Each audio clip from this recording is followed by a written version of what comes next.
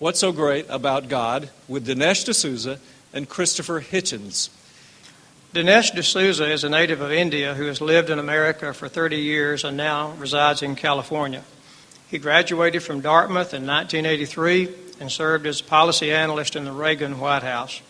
He considers himself a rebel against extreme secularism and claims that Christianity is winning the battle with secularism and that atheism is on its way out. Christopher Hitchens was born in England and is now a U.S. citizen, having lived here for more than 25 years. Mr. Hitchens is an author, journalist, and literary critic. His education began early under the tutelage of Ms. Watts in Dartmoor and continued with a degree in philosophy, politics, and economics. Mr. D'Souza will begin the debate with a 15-minute opening statement, followed by Mr. Hitchens doing the same. Thank you, Dr. Bishop. That was a very gracious introduction. In fact, I think I might have been the only guy sitting up here going, more.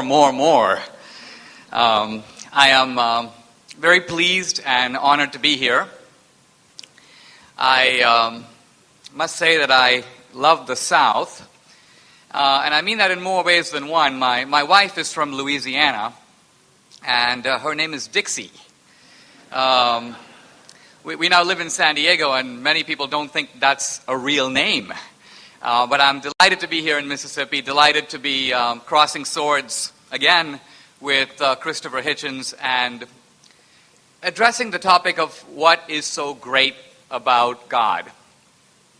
Now, here in the Bible Belt, you might feel that this is the Christian capital, you might say, of the world. But actually, it is not so. If you want a capital for Christianity in the world, you're probably better to look at Seoul, South Korea. Or you're probably better to look at a village in Nigeria. Or a favela in Brazil.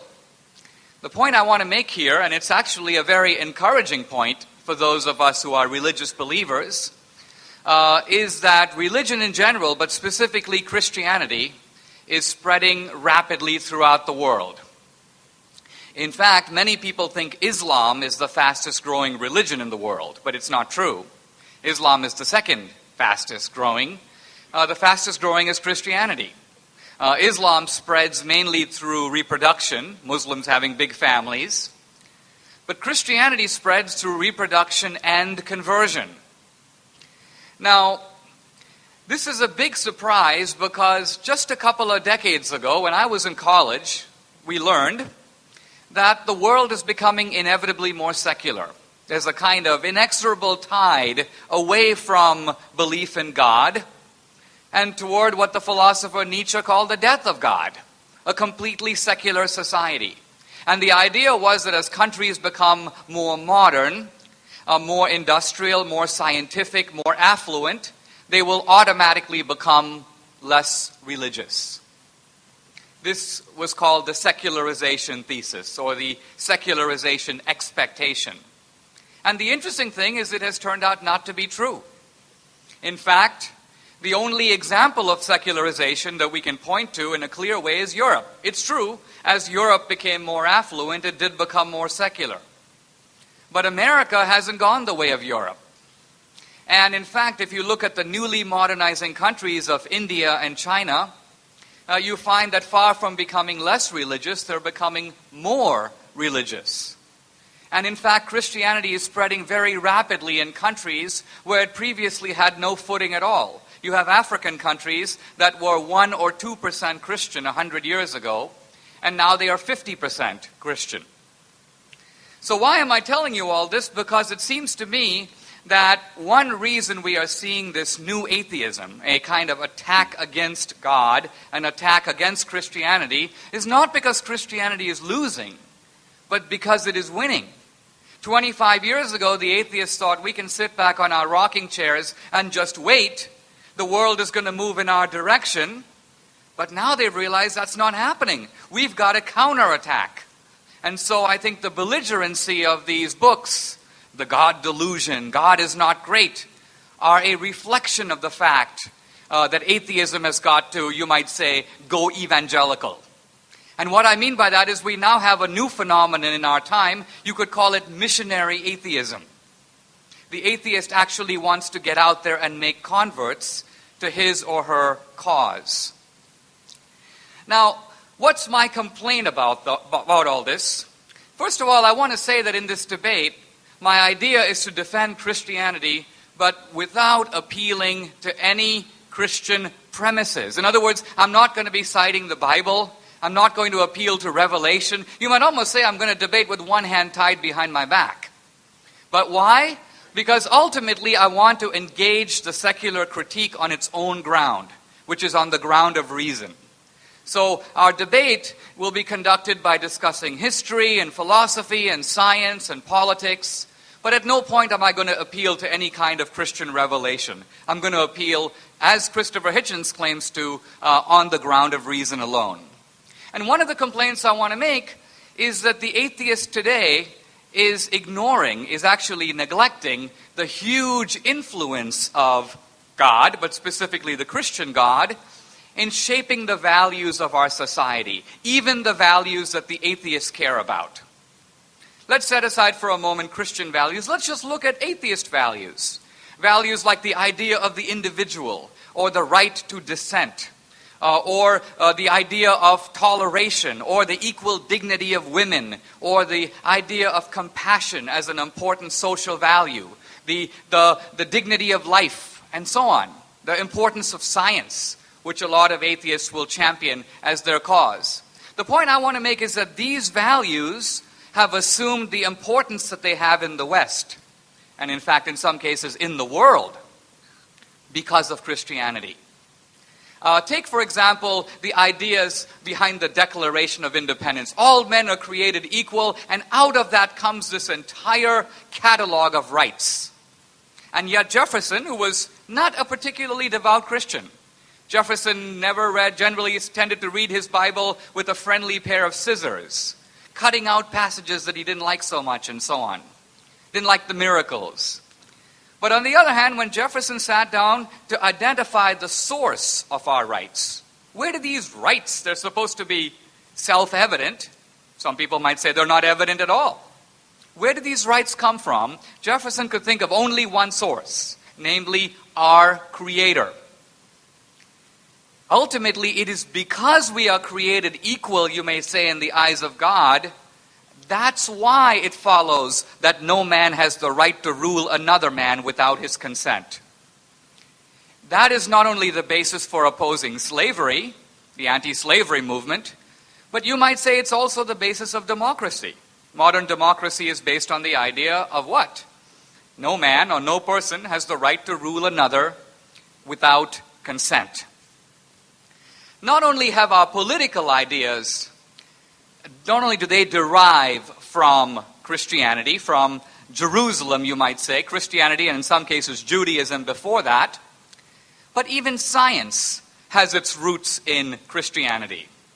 Now, some people will dispute this, but if you think about it, ask yourself this question. We've had all these cultures in the world, and yet modern science, the scientific method, what Whitehead called the invention of invention, that occurred only in one civilization, namely Western civilization. In fact, it occurred only in the civilization historically called Christendom. Why is that?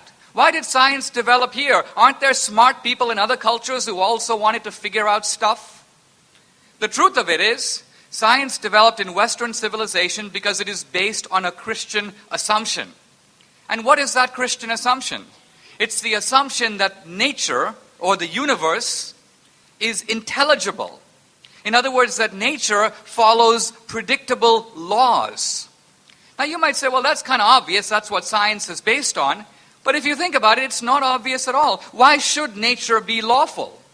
In Christianity, the idea is that we have an omniscient or all-knowing God. So yes, He made a rational universe. We have God who is a lawgiver. He gave us the 10 Commandments, the moral law. So it's not surprising He gave us the laws of nature. But my point is, in some senses, the intelligibility of the universe is a kind of mystery. Let me give you an example of what I'm getting at here. It is one of the central laws of science that light travels at the speed of 186,000 miles a second in a vacuum. That's one of the central laws of science. And yet, in some level, if you think about it, you say, well, how do we know that? We can measure the speed of light. You can measure it 1 time or 10 times or 1,000,000 times. Who cares? How do you know that in a galaxy 10 light years away, light travels over there at that speed? Has anybody measured it over there? No. We're simply guessing that because light is measured traveling at a certain speed over here, it must travel at the same speed over there. And not only that, but we assume that light that travels 10,000 years ago or even 5 billion years ago, light also traveled at the same speed, although there's absolutely no way to verify that. So how do we know that? We're assuming a lawful cosmos. Now again, when you go to other cultures, you see right away how this assumption is immediately called into question. The great Muslim thinker Al-Ghazali says, human beings can follow laws. If you're driving on a street, you see a stop sign, you stop. But that's because we are intentional and purposeful agents. He says, how can inanimate objects follow laws? How can an electron know what to do? And Al-Ghazali says the whole universe exists in the mind of Allah. Everything happens at every second because Allah wills it to be so. There's no other way it can happen. The point I'm trying to get at here is to show that it is only in Western civilization, it's only in the orbit of Christianity that we have this idea of a rational, intelligible, lawful, mathematical universe. And while people often talk about science as opposed to Christianity, if you were to make a list of all the great scientists of the last 300 years, a list that would surely include people like Galileo and Copernicus and Kepler and Leibniz and Pascal and Boyle and Newton, you'll discover that the vast, vast majority of these scientists not only believed in God, but most of them were specifically Christian. So Christianity, in a sense, is the author not only of many secular values, but also of the science that is today invoked against Christianity. I've spoken a little bit about the legacy of Christianity. I have a lot of material to cover and my time is so limited, so I need to adopt the motto that King Henry VIII used with one of his wives. He said, I can't keep you too long. So I need to fast forward a little bit. And now I want to talk, if I may, briefly about morality. And I want to try to show that one of the things that's great about God is God ultimately is the moral lawgiver of the universe. The first thing I want to show is that morality is universal. This is very obvious. We all have, if you can. By the way, some people think we get our morality from the Bible, but that's not strictly true. I tried to remind myself when I first read the 10 Commandments, did I read the 10 Commandments and say, oh, let me see, stealing is wrong. Wow, unbelievable. I had absolutely no idea. Killing is wrong. That's another big surprise.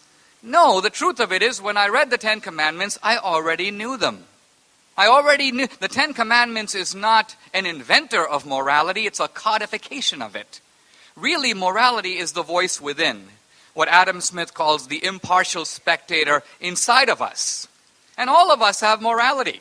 I was speaking on the campus the other day, I said, look, if we were to bring a little dog into this room, and Christopher Hitchens were to get up and start stomping on it, there would be a tremendous wave of revulsion throughout the room. And someone in the audience shouted, well, what if it's a cat? I said, well, then we'd all be equally entertained.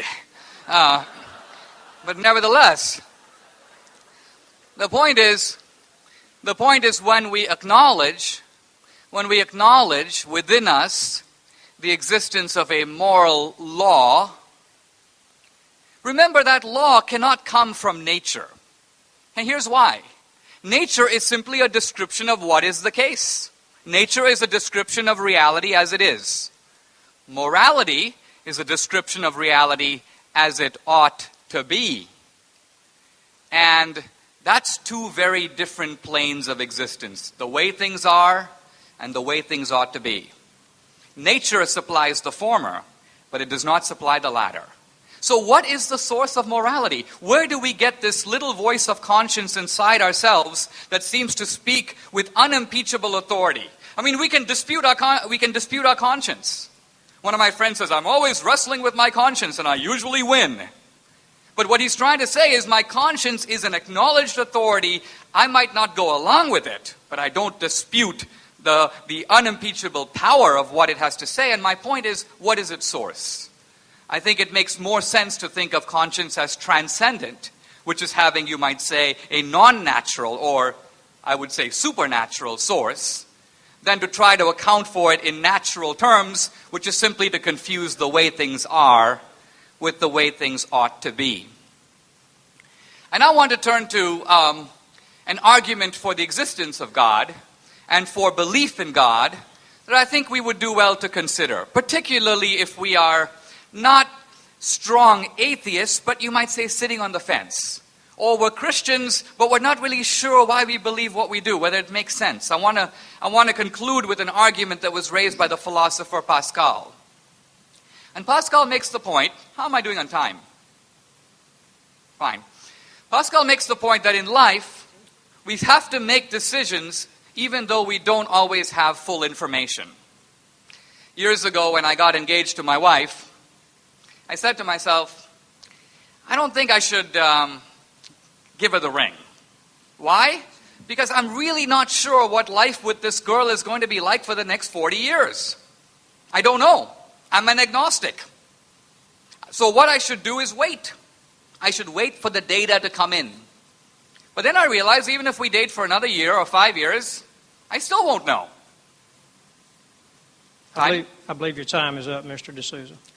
I'll pick this up in my rebuttal. Thank you very much.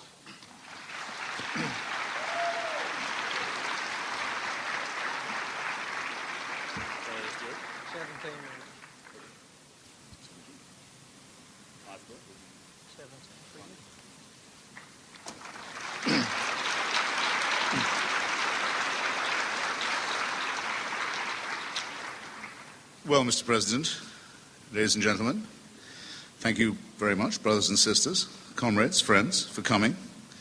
I'd like to exempt myself from the chairman's kind offer of protection. You don't have to demonstrate Southern courtesy to me. I've had enough of it all day. Everyone's been almost stupefyingly polite and gentle with me. So if anyone wants to get rough, they might find that I was ready to play. Second, I want to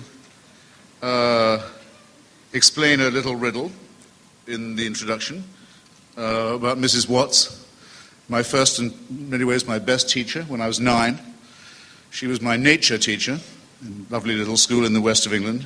She was also my scripture teacher. So she would take us on nature walks, show us the beauties. Then she would do us search the Gospels. And everything would have been fine if this lovely lady hadn't overreached one day and tried to combine her two roles, tried to fuse them, and on a nature walk say to us, look, children, how beautiful and green all the vegetation is, the trees, the grass, the leaves, and how good that makes God, doesn't it? How kind also it makes him, as well as how powerful. Green is the color most restful to our eyes. And God could have made it mauve or orange or purple if he'd wanted to, and there'd have been a terrible clash and wouldn't have been so comfortable. And I was 9, and I knew nothing about chlorophyll or photosynthesis or evolution by natural selection or any of these things, but I remember thinking, that's nonsense. The eyes have adapted to the environment, not the environment to the eyes. And from that moment onwards, I've been able to see through all arguments from design, however subtly they're put, or by however clever a person. Now, the subtitle of my book is that religion poisons everything, and some people come up to me and say, or ask me at meetings like this, come on, lighten up, can you be serious? Everything? Do you really mean everything? I mean Italian cooking, fried green tomatoes, chess, tantric sex, whatever. And yes, as a matter of fact, I do mean to say this, because I think that the religious cult, the impulse to worship, in other words, the impulse to displace ourselves onto a higher and unalterable authority, in some way attacks us in our very deepest integrity, and it threatens to take away from us what is our most precious as well as our most worrying and anxiety-making thing, which is our need for responsibility, our need to accept it for ourselves, and our wish to be free, contrasted with our wish, very frequently and very noticeably expressed, our wish to avoid responsibility and our fear of being free. And it's the latter two things, it seems to me, that religion caters for. We're offered in religion the chance to have our sins not just forgiven, but taken away from us altogether. We're offered the chance to throw them on somebody else. We're offered what I consider to be the horrible and rather immoral doctrine of vicarious redemption, whereby it's as if you never sinned in the first place. It's not like having your debts paid. It's not like having wasted time made up for you. It's as if you've been cleansed, as if you never did it. This is an absurd abandonment of responsibility, and it takes the form, an unpleasant form, well known to the peasants of antiquity, of scapegoating. You simply throw it all onto another party and make that party, sometimes an animal, sometimes a human sacrifice, bear these sins away. Out of this kind of ritual, and out of this kind of negation of responsibility, it seems to me, we have to grow. So that's the first point. It denies us our moral autonomy. It is said that we need God for morality, or perhaps I shouldn't caricature my opponent's position. It is said that without some appeal to the divine, to religion, we would not ourselves be able to tell a right action. We wouldn't know how to ground ourselves ethically. We wouldn't know right from wrong. We wouldn't know precisely how to make the distinctions. I believe the contrary is the case.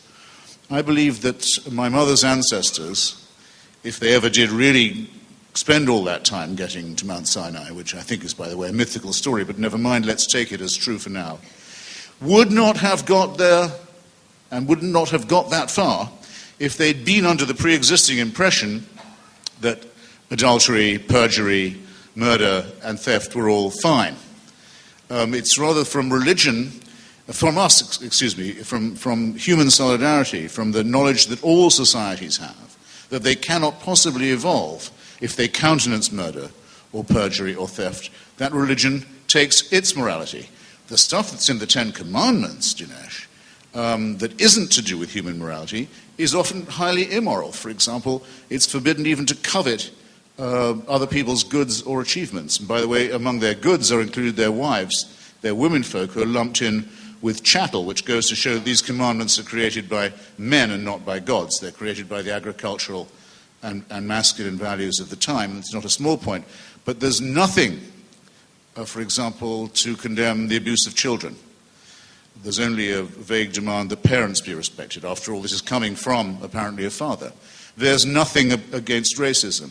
There's nothing against slavery. There's nothing against genocide. Partly because in these and ensuing chapters, all those things, racism, genocide, slavery, are actually going to be not just recommended, but enjoined, made an actual injunction on the children of Israel. They're going to be told to do these things. So it seems to me very obvious that what is known as religious morality is partly man-made, and it shows.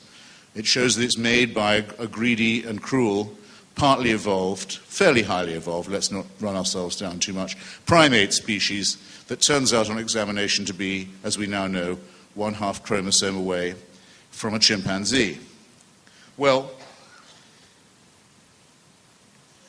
the other objection, and it comes out of this one, is that religion gives us a false picture of moral reality.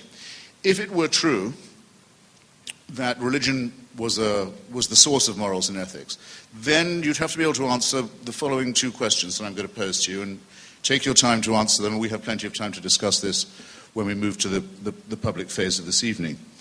You have to name for me a moral action committed or an ethical statement made by a believing person, by a person of faith, that I couldn't make as an unbeliever. Okay? I've challenged the Archbishop of Canterbury on this in public, and many other spokesmen of many religions. I've not yet had a persuasive answer. You have time. Think of something I can't do that's moral, or I can't say that's moral or ethical, because I'm not a believer. Take your time. Now there's a corollary question. Think of a wicked thing done, or an evil thing said by somebody purely because they are a person of faith. You've already thought of one. You don't need any prompting from me. The suicide murder community is almost entirely faith-based. The genital mutilation of children is exclusively religiously motivated. Sins that hadn't been thought of before, things that we've hardly had time to think of condemning, are actually advocated by men of God, and often in the name of God, as a matter of obedience to his will. So just bear in mind, ladies and gentlemen, if you do want things to get a little warm later on, that I, for one, will take it as extremely insulting if any person of faith makes the assumption that their faith gives them a moral edge on me. I want to hear a lot more apologizing from the faith-based communities for the evil that they've done before they even start clearing their throats and telling me I wouldn't know right from wrong without their permission. I'm sorry, I can't be spoken to in that tone of voice, and nor should any of you. On with the false picture of reality. Religion has its grandeur. The reason why this discussion is always so interesting, always so worth having. The magnificence of religion comes from the fact that it was first. It was our first attempt. It's our first attempt to make sense of the cosmos, our first cosmology, our first attempt at philosophy. In many ways, and in some of the books, our first attempt at literature and poetry. In some ways, our first attempt at medicine, even at physics, at all the sciences and some of the arts. This was humanity's first fumbling attempt to look at the sky and see where it fitted in. All credit to religion for trying this. Someone had to. But because it was the first, is also in many ways the worst. What happens when you don't have a germ theory of disease and you wonder where the plagues are coming from? Well, you either think they're a punishment from God, or you think, depending on how far we've gone along into the medieval years of religion, they come from the Jews poisoning the wells, or from witchcraft, or from people not going to their prayers enough. The same about natural phenomena like earthquakes or floods. There must be a supernatural explanation for things that, of course, we now know can be much better and more accurately explained for us. So the fact that we are still burdened by the false picture given of reality and of nature by religion is, I think, not the smallest of the indictments against it. You still hear at times like Katrina or the Pacific tsunami, you will still hear men of religion, including in civilized and advanced and educated countries such as England, the bishops saying, this is because of sin that there is an inundation. And out of this, it seems to me again, we must teach ourselves as developed humans, evolving humans, to grow. There are essentially two choices once we've got past the fearful childhood of our species and the terror with which we had to face reality in those days. We can either say of ourselves and to ourselves that we are here because of a divine design, or we can admit that we are here because of processes we don't fully understand, but that are cosmological in the first instance, the Big Bang, and Darwinian, to give it a shorthand, the consequence of evolution by natural selection and random mutation in the second. Now, it's an interesting thing that religion now wants, having fought very strongly against cosmology, having fought against any discovery that threatened the idea of a man and God-centered Earth that was itself the center of the solar system, that was itself the center of the universe, and having fought very hard and still fighting against the idea of evolution by natural selection. The great thing about being religious is this: when the evidence against you becomes overwhelming, and you can see the amazing intricacies of the Big Bang and the extraordinary matter of the Hubble red light shift and the things we can now see through Mr. Hubble's telescope, and when you see the extraordinary variety of species, religion says, come to think of it, that is true. In fact, it shows that God was even more ingenious than we had thought him in the first place. What's my objection to this kind of argument? Well, of the many I could make, the first is simply this: it's completely impossible to refute. Because every time any new evidence comes to light, it's claimed for, it fits with what with the unoverthrowable theory that we already had. Some of you will have been taught already, I hope, that a theory that can be described as unfalsifiable is to that extent a very weak theory. And that seems to me to apply with overwhelming force to the religious or godly explanation of our presence here and the natural phenomena around us. I can imagine, a little pressed for time. Can you give me a rough idea? Okay, that's not long. I'm going to be very quick and say what I've been implying, and I was going to lead up to a bit more slowly, which is that this referring upwards of these questions of responsibility, of freedom, of inquiry, this referring upwards of them all the time to a celestial authority is, in my opinion, as well as futile intellectually, potentially very sinister, because what it suggests is that we are governed by a kind of celestial dictatorship, by an unanswerable to unchangeable authority in the sky that can watch us, keep us under permanent surveillance, keep us permanently under watch, can convict us of thought crime, can guard us while we sleep, and that carries on this process of surveillance and supervision even after we are dead. It seems to me this would be a horrible thing if it were true. It would be worse than any known tyranny has ever been. But that in itself puts me in mind of something, which is that most of the tyrannies under which humans have labored in the past and continue to labor under in the present have in their essence been theocratic.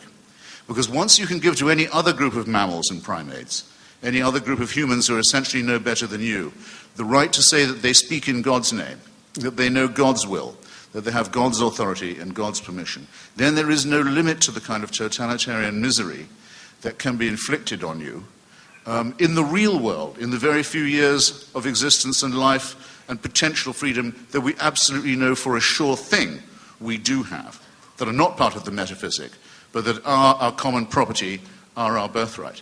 And this has been true since the early theocratic tyrannies of the Aztecs, the Babylonians, through to the idea of the tyrannies of feudalism and monarchism against which the American Revolution was mounted, to many of the terrible 20th century tyrannies, fascism, Hitlerism, the South African system of apartheid, which was a branch entirely of the Dutch Reformed Church and its belief that there was a divine mission on their side, the Islamic Republic of Iran, which is shortly to get its own apocalyptic and Armageddon weapon, and other threats which make me think, and I'll rest my case here and wait for rebuttal, make me think that the battle against the religious illusion is part of a very important battle, not just for human emancipation, but actually potentially, if not really imminently, also for human survival, and therefore a battle that we dare not lose. Thank you.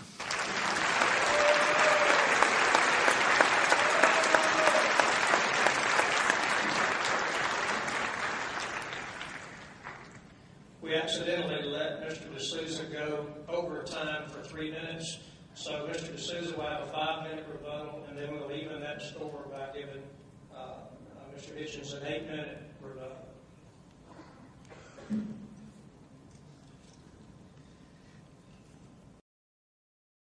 I must say that in Christopher Hitchens, as you heard, we have a formidable advocate for atheism. I think one made even more formidable by his impressive Richard Burton accent.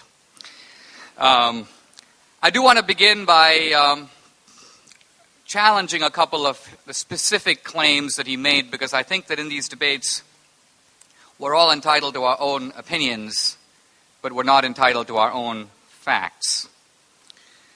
He began by saying that he challenged Christians, or anyone, to state a premise from within religion that is exclusive to Christianity, that would not be or could not be advocated, I suppose, consistently or in reason by an atheist.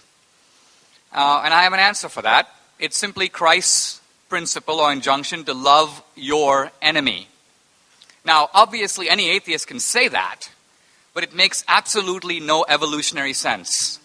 The whole point of evolution is to wipe out your enemy, who is a threat to your survival and the perpetuation of your genes. Yes, you might make temporary bargains with people for your own gain, but the idea of universal brotherhood, of taking care of the stranger, of pure altruism, of loving even those who intend you harm, this is a doctrine that I have never heard an atheist advocate, and I don't think anyone in good conscience could. Christopher Hitchens also said that suicide bombing is a religious patent, and that is actually not true. The most notable of the suicide bombers of the last century were the Japanese kamikazes, who were doing it not for religious reasons at all, but because of political dedication to the emperor, and you may say a kind of Japanese chauvinism and nationalism to win the war. It had nothing to do with religion. The Tamil Tigers, who are the inventors of the modern form of suicide bombing, happen to be Hindu, but their suicide bombing has nothing to do with that. It's ultimately driven by nationalism and tactical moves in a way to gain territory and power. So an attempt to simply take these actions and ascribe religious motives, even when none are present, I think is a little bit dubious. Even if you look at religious conflicts around the world, the Hindus and the Muslims aren't really fighting about religion, they're fighting about Kashmir. The Israelis and Palestinians aren't really fighting about God, they're fighting about land. So there's an effort here to blame religion for things that often have little or nothing to do with it. Then Christopher Hitchens gave a very memorable example of his teacher talking about why we like green stuff, like pastures, and blue stuff like oceans. And his own ingenious observation is that we have adapted to nature and not nature to us. In those two rather pathetic examples, I think his logic holds. But if you go further, you see that his teacher's argument is completely valid. Let's say his teacher would have framed it somewhat differently. Not that we happen to like green pastures, but aren't we fortunate to live on a planet where the sun is 8 light minutes away? If the sun happened to be further away, it would be too cold to sustain life. If the sun happened to be a little bit closer, we would scorch to death. Or isn't it lucky that in our constellation we have a large planet strategically placed like Jupiter, which vacuums up wandering asteroids and meteors and prevents large lethal objects from hitting the Earth?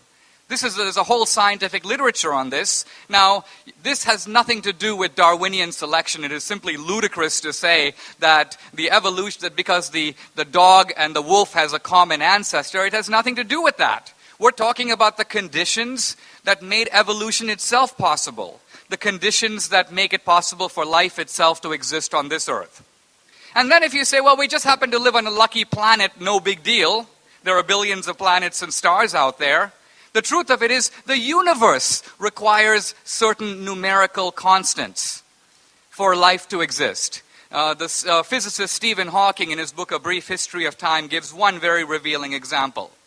He says that if the rate of expansion of the universe from the time of the Big Bang differed, not by 10% or 1%, but 1 part in 100,000 millionth million, we would have no universe, we would have no life.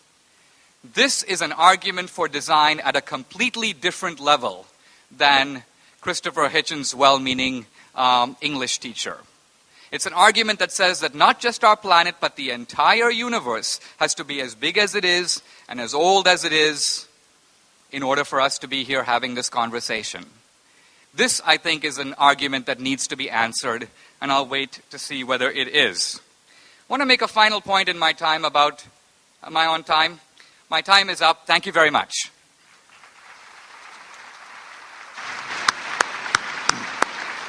Eight minutes. Mr. Hitchens will have 8 minutes, timekeepers. Okay, well, I'll do it directly, because this is starting to be fun. I don't want to change the goalposts, of course, but I don't actually think that loving your enemy is always a moral injunction. There are some enemies I don't love, and I don't think I should. It's not my right for people who might want to kill you and your children or kill my children. It's not my right to love these people. It's my duty to destroy them, to defeat them. There's nothing moral about saying, let them have their way, turn the other cheek. That would simply be my political, my secular, rather than my theological view, but I do think there is a problem with the rest of what Dinesh said on this point. The other injunctions about love, and we'll stay just with Christianity for the moment. A problem I always had with it was compulsory love. Not you're compelled to love your neighbor, or even not just to love him, but to remember to love him or her as you love yourself. An injunction that actually cannot be obeyed. Nobody with any integrity and self-respect can have the same regard for another person as he has for himself and perhaps his family. It's not to be expected. It's more than can be demanded. It's a work of supererogation. And it has the sinister corollary that because you know you can never quite do it, you're always falling short. You must always flagellate yourself for failing to come up to this magnificent idea. You're always going to be guilty again. You can't possibly be right. You're always in a state of sin. And this has the connotation, again, of the totalitarian, a law you cannot obey. Further, you're supposed to return this love to someone who is your creator. And you're told, in addition to being compelled to love this person, you must also fear him. Is there not a problematic element here? Compulsory love for a being, a supreme being, of whom you must also, at all times, always be in fear. When I think of this, the image I get is of George Orwell's Big Brother in 1984, where adoration is extracted from people who are in a state of holy terror. It doesn't seem like morality to me. Now, the so-called golden rule, that we should have the same consideration for others that we expect them to have for us, is a very fine rule in its way. It has a limitation I'm about to mention, but it's a decent enough rule, and and it's not hysterical, and it's not totalitarian, and it doesn't demand the impossible of people. Don't do to another what would be repulsive if they did it to you. We know that was said by Rabbi Hillel long before Christianity, Babylonian rabbi. Something almost exactly in that form of words also appears in the Analects of Confucius. So it predates monotheism altogether. Some such idea is obviously innate to us. It's commonsensical. The limitation, I'll just mention it conversationally, is it's a rule that's only really as good as the person who's uttering it. The person who's uttering it must be a person of average moral character, because there are many people. Let me think of an example. Well, Charles Manson, for example. It's ludicrous for me to say of him that I don't want anything done to him I wouldn't want done to myself. Obviously, I want different things to happen to Charles Manson. I don't judge it by what I think I'm entitled to. So the rule is in danger of becoming tautologous and of breaking down. And that's why I don't think that there are, in that sense, religious or moral absolutes. And why it never makes any sense to say that we wouldn't know right from wrong if we couldn't refer it upwards to the unseen celestial core. There will always, unfortunately, be ethical and moral approximations, and that's part of the curse of our mammalian condition. Now, I deliberately did not say that suicide bombing, I think the record will show, was an exclusively religious monopoly. I said it was almost exclusively a religious monopoly, because I know myself about the Tamil Tigers, and I agree with what Dinesh said about that. I said the genital mutilation of infants community was exclusively religious. But if I'd been going to make an exception on the suicide murder and suicide bombing one, I wouldn't have chosen the Japanese kamikaze. After all, their emperor was a god in Japan. Japan was one of the most completely theocratic of the three countries that made up the Nazi-fascist axis. The emperor was, until he renounced his divinity, rather conveniently in 1945, a god. So anyone committing a kamikaze action was doing it to please the divinity. Just a point I don't think that is negligible. How much time do I have about Jupiter protecting us from meteors? Oh, that's all right. Well, we wouldn't be here if meteors didn't come smashing into the Earth at fairly regular intervals. It's almost certainly only because of a titanic meteor strike, probably on the Yucatan Peninsula, that the dinosaurs got out of the way and the hitherto small, squeaking, frightened mammals that had been under their hoofs were able to evolve a bit and get on with becoming human. But if you're going to say that that physics and evolution are evidence of some divine design, here are some of the difficulties that you're going to have to face. First, whether or not there used to be nothing and there's now something, and that something is the miracle, however we resolve that, we do know one thing for absolutely sure. Our something is very soon going to be replaced by nothing. The Hubble red light shift, some of you will know about it, used to postulate that the Big Bang means that we're exploding away faster than we had thought from the original source. That matter is flying apart, the observable universe is flying apart much more quickly than we had thought. It was then thought for Newtonian reasons, well, that's going to slow down. The rate, at least, will slow down. The recent discoveries by a great physicist named Lawrence Krauss have shown to the contrary. The rate of expansion is actually increasing. In other words, very, very, very soon, it won't be even possible to detect the red light shift anymore. So a lot of nothingness is coming our way, and if that wasn't enough, the Andromeda Galaxy, which can be seen almost by the naked eye in the night sky now, is headed directly on collision course with our own. That's some design, isn't it? Of taking our own tiny little suburb of this magnificent cosmological city, our negligible little suburb, just our solar system, for an example, of all the planets in it, all of them but ours, are either much, much, much too hot or much, much, much too cold to support any kind of life, and of our own planet, huge tracts of it, the same can be said, either too hot or too cold, and on a knife edge. And we've only been on it for about 100,000 years minimum, 250,000 years maximum, and our tenancy on it can already be seen to be very short term. And in the meantime, we've discovered that of all the species ever put on this planet, or to have occurred on it, I mean to say, 98 to 99% have already become extinct. So if all of the things I've just mentioned to you, all of which are true and factually verifiable, are the responsibility of a deity, then there's only one conclusion you can draw. This deity must be very, very clumsy, very tinkering, very improvising, and very, very wasteful of cosmic and human and animal material, at least. He must be very, very capricious indeed, playing and toying with his creatures and his creations, and or he must be very cruel and very indifferent.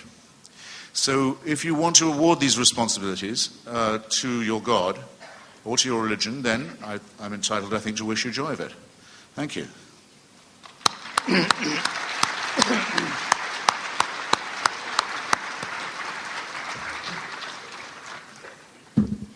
Okay, we begin now the 15-minute head-to-head session, and Mr. Hitchens will begin by questioning Mr. D'Souza.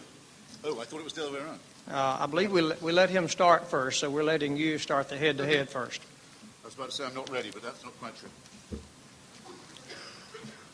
You want me to go first? No, it's perfectly all right. Okay. Wouldn't you say that we, well-matched as we are as chaps, and as magnificent mammals, either products of evolution or of a creator, that our position on this stage isn't precisely equivalent? In other words, you couldn't really resent it if I said, you've got a burden of proof that I don't really have. Because it's not just a matter, is it, of saying there might be a force, a life force, an originating force, which I can't obviously disprove. But you have to show that there's a force that actually cares about humans, intervenes in human affairs, cares which country wins a war, perhaps, even which party wins an election, who knows, but perhaps answers prayers, takes an interest. In other words, there's a big gap between deism, the idea of a god, and theism, the idea of a religion that can propitiate a god and can know what he wants of us.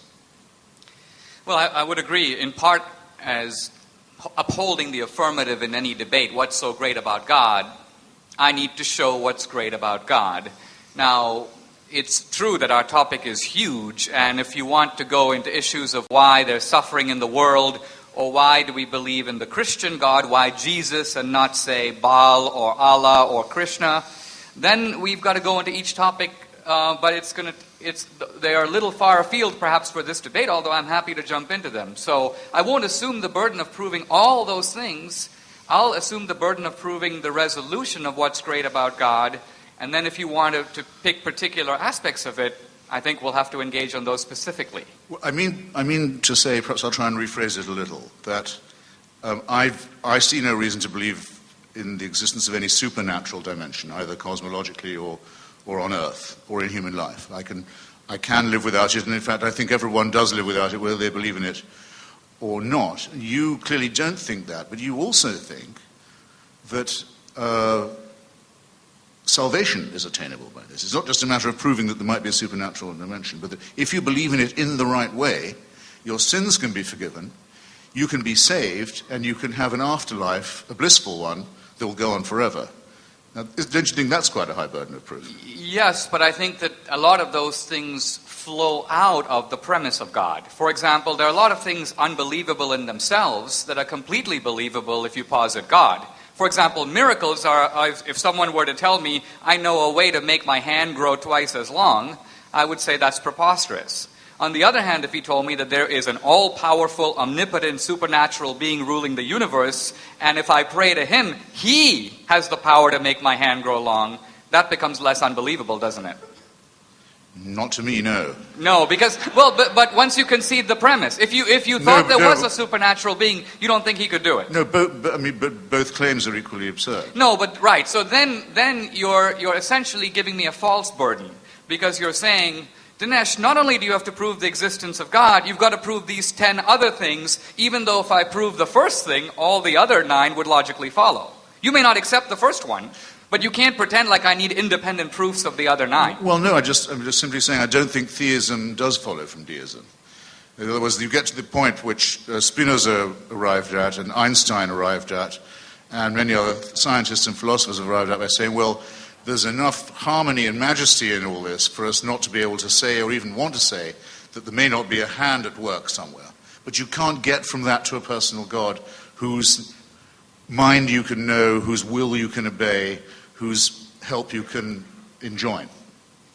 Well, I would agree. All your work is still ahead of you, in other words. I think that deism is a form of theism. It is theism light, you might say. I wouldn't put Spinoza on that category. He was more of a pantheist. Yes, okay, yeah. On the other hand, I think that deism does posit a supernatural creator, but somehow makes him an absentee creator. He started the clock and then he stepped back. So it's a little bit of an idea of a lazy God. It's not my idea of a God. But on the other hand, deism may be one way to start on a full proof of theism.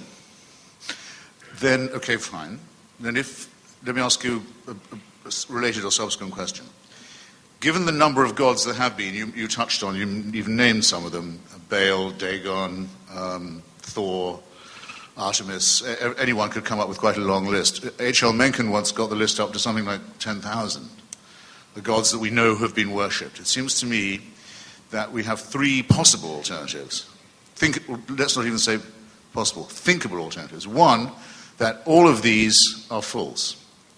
In other words, that the proposition God made man in his own image is exactly the wrong way around. Instead, men made many gods in their own image.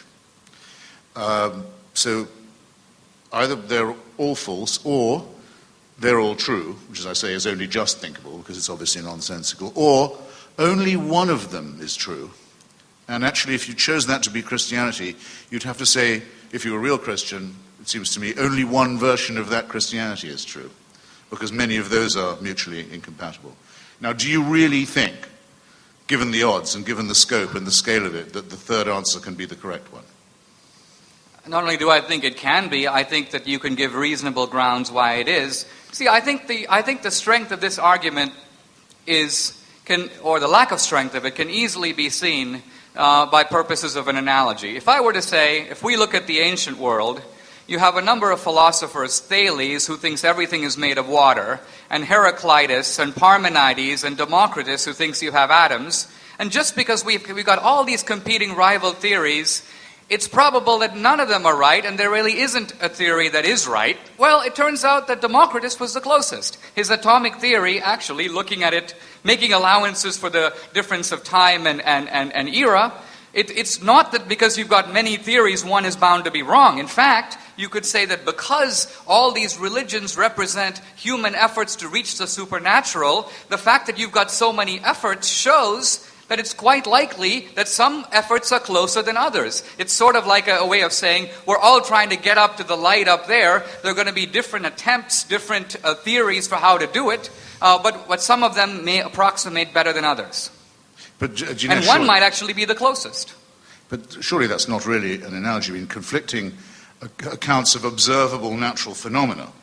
Right? He's saying, what are the constituent elements of matter? We can see that nature is here. Is it all water? Is it all air? Is it phlogiston? Is it atoms? That's completely different from saying, whose God are you going to worship?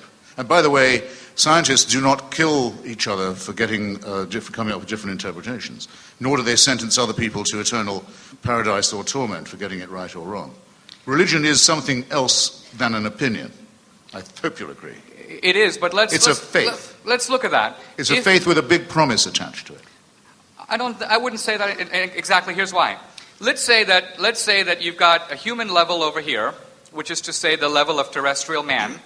Let's say that we have a divine level, which is perfection, perfect beauty, perfect goodness, perfect truth over here. I would say that the Eastern religions are trying to cross this huge chasm by diagnosing a problem. And the problem is essentially the word that we begin our sentences with, I. So if you can get rid of the self, the idea is, then you can achieve nirvana, liberation. Now that is not faith, that is actually a specific moral remedy for a specific human problem. Judaism and Islam have a different remedy. Here's the human level, here's the divine level. Here are a set of codes and commandments and diets and regulations. Pray 5 times a day, look in the direction of Mecca, observe Ramadan, and this ladder will take you human step by step to God. Christianity says, no, this is a noble effort, but it's not going to work because the gap is too large. If it's going to be closed, God has to close it. This guy up here has got to come down to the human level. That's the only way to bridge the chasm. Now, again, I haven't appealed to Scripture. I haven't appealed to faith. If you agree that I've given a reasonable approximation of the human problem, you can just assess, this is the Eastern solution, this is the Islamic and Jewish solution, this is the Christian solution. Which one seems to make the most sense? Well, you did begin by a self-denying ordinance and say you weren't going to postulate revelation. But if I you're didn't going appeal to revelation. No, but your model just now would necessitate that, wouldn't it? Say, no, you're not building up to God. God is coming down to you. That must mean a revelation in the sense of an intervention. No, but Christopher, my point is, I'm not appealing to revelation as a source of authority. What I was trying to say here is there are 3 competing explanations, and one of them is going to make human, intellectual, and experiential sense. So I wasn't appealing to revelation in that sense. But you would agree, wouldn't you? I think you'd have to agree that anyone's entitled to say that all 3 of those would be false. Well, of course you could, but you could reject the premise that there is a way to cross the chasm, and that would be the atheist position. So that would be a way of saying, no, we've got a livid level down here. There's just no way. This is simply a hocus-pocus level. This pure perfection and beauty is a myth. This is the way we are, where Darwinian primates get used to it. That would be a 4th position. So tell me. I can almost see why people hold it when I hear you talk.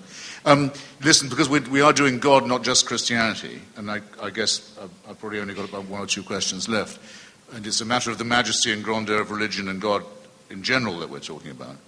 Let me ask you this. If I was being born today in Saudi Arabia, would you rather that I became an atheist baby or a Wahhabi Muslim baby?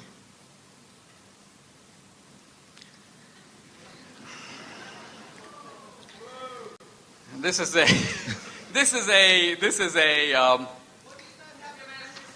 trick question because, look, if you told me that you are going to be a baby destined to be a sort of miniature Bin Laden, then I would rather take Christopher Hitchens over Bin Laden. Oh, thanks a lot. It wouldn't be a close call. God, that was like pulling teeth. No, I was just hesitating because I don't want to write off the entire Muslim world as potential suicide terrorists, even in the infant stage. Hey, here's a Muslim baby, but it's worth less because it's going to, I think that's too harsh. I mean, there's a species of Islam I think we rightly fear, and I think we're on the same side of the aisle on that one. But I just didn't want to paint too broad a brush with the Muslim world. Is it my time? Yeah. What I mean is, when your turn's over, then I'll ask you questions. Yes, sure. It is, okay. Yes, I believe it is yours, yeah. Let me begin by clarifying a couple of things. You earlier referred to Charles Manson, and you said, I don't want us to treat Manson the way I want to be treated. But I think that the moral principle involved here is the following. It's not, should we treat Manson like Hitchens, but rather, we should treat Manson the way we would want ourselves to be treated if we did what he did. In other words, the moral principle here is, when it says treat others as you would wish to be treated, it's not Manson's a murderer and I'm not, obviously treat us differently, we know that. The moral principle is, obviously, put ourselves behind a veil of ignorance, in John Rawls' terms, and say, we don't know who did it. Let's say I was the guy who did it. What punishment would it be just to impose on me? Life in prison, the death penalty? Well, okay, it's not me, it's Manson. Give him that. So that's a way, ultimately, of applying, you might say, a neutral rule. So do you agree that the Manson analogy was flawed in that sense? Then it would be, Dinesh, it'll be a different rule. The rule is, do not do to another what you would not want done to yourself. I'm saying, in that, I quite agree, by the way, with your Rawlsian take, but that's evolved without any reference to any injunction about a golden rule. You spoke about compulsory love. Yes. But isn't the lesson of the book of Genesis, and isn't the core principle of Christianity that God offers his love to us? Christ died for our sins, but there's nothing compulsory about it. It's completely a free choice. You have a free choice. No one's forcing you. You've chosen to reject it, but nobody made you. Well, you can, of course, you're free to reject it. I'm here to illustrate that point to the best of my ability. But in a very large number of times and places, the price of rejecting it, or even of seeming to reject it, has been very high. And not just in the sense of eternal punishment after death, but extreme punishment and persecution during the only life one actually has. So I'm thankful and very grateful to you, naturally, for giving me my manumission.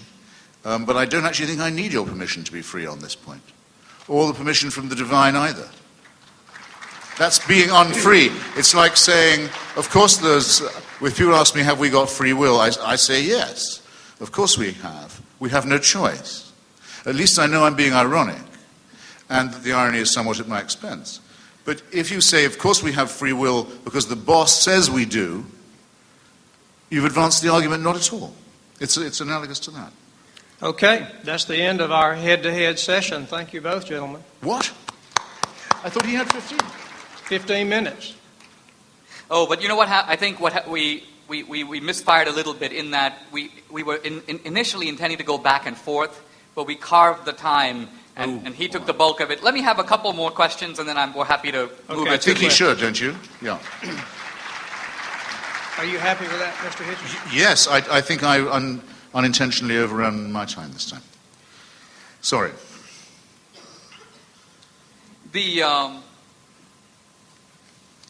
You mentioned the issue about design, and you said that you've become kind of immune to arguments from design.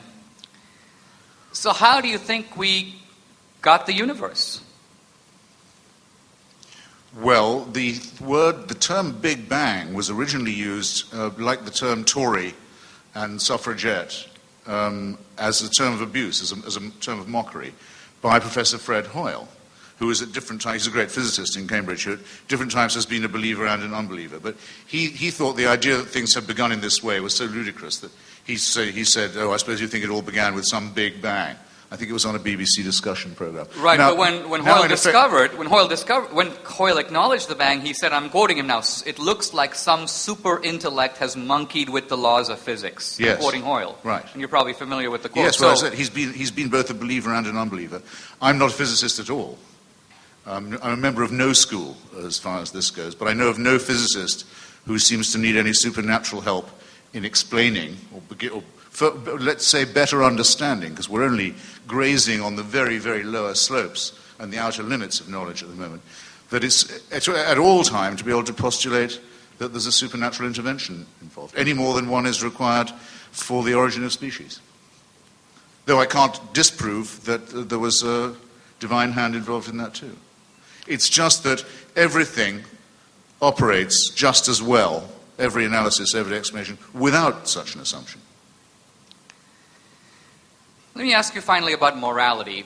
You gave the example of human beings being 95% or 99% chimpanzee in terms of the similarity of genes. And yet, in the chimpanzee world, things work a little differently than the human world. You turn on the Nature Channel, you'll see that one gorilla, one ape will go into the lair of another, stupefy the rival with blows, grab the female chimp, drag her screaming and bloody to his own lair, rape her, and this is called the Nature Channel. Now, on the other hand, if you came to my house, stupefied me with blows, and did this to my wife, we'd all take a little different view of the matter. If we are merely evolved primates, where did the moral or ontological leap come from that makes two creatures almost identical genetically be assessed so differently in any moral compass that either you or I would use? Well, I wasn't saying that we were equivalent, though, with our half chromosome away, actually, is what it is with the chimpanzee. I wasn't saying that postulated an equivalence, though. Again, the example you've given isn't quite the one that I would have chosen. Somewhere in the world right now, that's happening to a human woman. Actually, quite a large number of human women, I can bet you. That's right, but and for the minimum 100,000, maximum 250,000 years we've been on the planet, it's happened a great deal.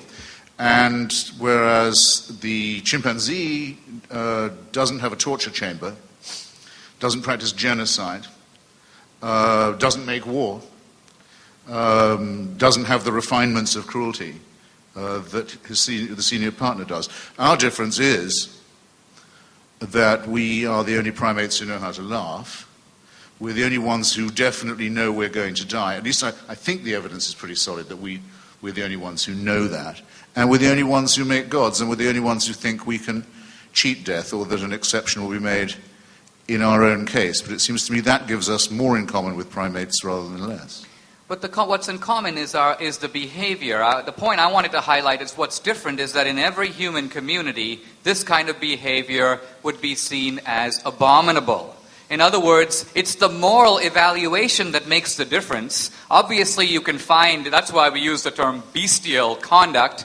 You will find bestial conduct among human beings, but the difference is we assess it differently. You never get the idea that in the chimpanzee world, there's a small United Nations issuing declarations of chimpanzee rights. In fact, one of the interesting things about the debate about animal rights is that animals never seem to respect them.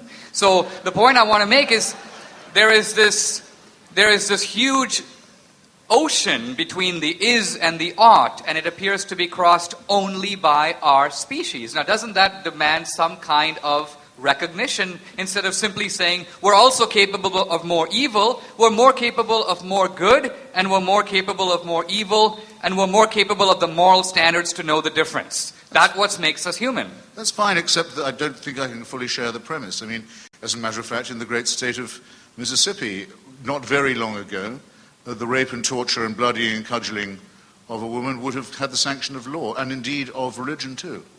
But so it's just not true to say that this difference is any criticism of my pointing out that these are our close cousins. I'll close on this point, but it seems that your exception proves my point. The only way that human beings can do that is by excommunicating the person you do it to from the human species. So in some senses, you've got to make the other person less than human or non-human to justify doing it to them, and far from being an undermining of morality, that's a confirmation of it. Fair enough. Okay.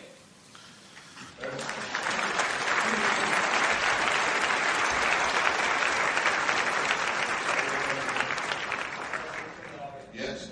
Now we come to the part of the debate where you get to ask questions. If you have questions for either of our participants, please make your way to one of the microphones at the end of the aisles. Please ask brief questions. Direct them either to Mr. Hitchens or Mr. D'Souza. When the person that you're requesting to answer your question does so, the other debater will have an opportunity to respond. And we'll begin on my left, sir. This is a question for Dinesh. You mentioned the universal constants of physics about the improbability for our universe sustaining life. However, I want to know your response to this. Einstein said God does not play dice, which is you're postulating an improbable universe with no denominator. In other words, it might not have been any other way. There may be no other possibilities for universes. So what's your response to that? I'll restate the question. The question is, hey, you've been talking about all these great coincidences, the so-called fine-tuning of the universe, but didn't the great authority Einstein say God does not play dice with the universe, and isn't Einstein's dictum a refutation of this notion of particularity and fine-tuning? Einstein's comment about God not playing dice with the universe was made in the context of the discovery of quantum physics. Einstein refused to believe that nature could be so erratic and unpredictable at the very tiny scale. And then as his life went on, Einstein had to admit that quantum physics was a premise that was not only as validated as the theory of relativity, but in some ways one of the most tested theories in all of physics. So Einstein was wrong. Einstein had to admit that his anxiety about quantum physics was misplaced, and his refusal to believe it one of the great mistakes of his life. So Einstein wasn't even addressing the anthropic principle or the fine-tuning, but in the one context where he used the phrase God does not play dice with the universe, it turns out God does. Mr. Hitchens, you care to respond? Einstein was he tried to avoid using the word God at all. He would sometimes use a sort of playful expression, the old one, and so forth. He tried not to personalize the question because he was so sure that you couldn't get from any speculation to a personal or intervening God. And though he was very often misrepresented on this point, if you're good enough to buy a copy of my portable atheist anthology available at fine bookstores everywhere, you can see a very exhaustive anthology of Einstein's views on this question, which were determinedly non-theistic. Okay. Thanks for coming out, y'all. This is also for Mr. D'Souza. I hate to overload him, but when you were making your rebuttal, you appealed to the uniqueness of Earth as evidence for God's existence. And I'm kind of confused. I don't see how a supernatural explanation that doesn't rely on scientific fact for its proof is any more likely or easier or anything than just chance. Okay. The question is, why posit a creator? Why not say chance? Let me give you an analogy to illustrate my point. Let's say I entered the California state lottery, and I win. I would say, that's chance. It's unlikely. There are a lot of people in California, but someone had to win, so I won.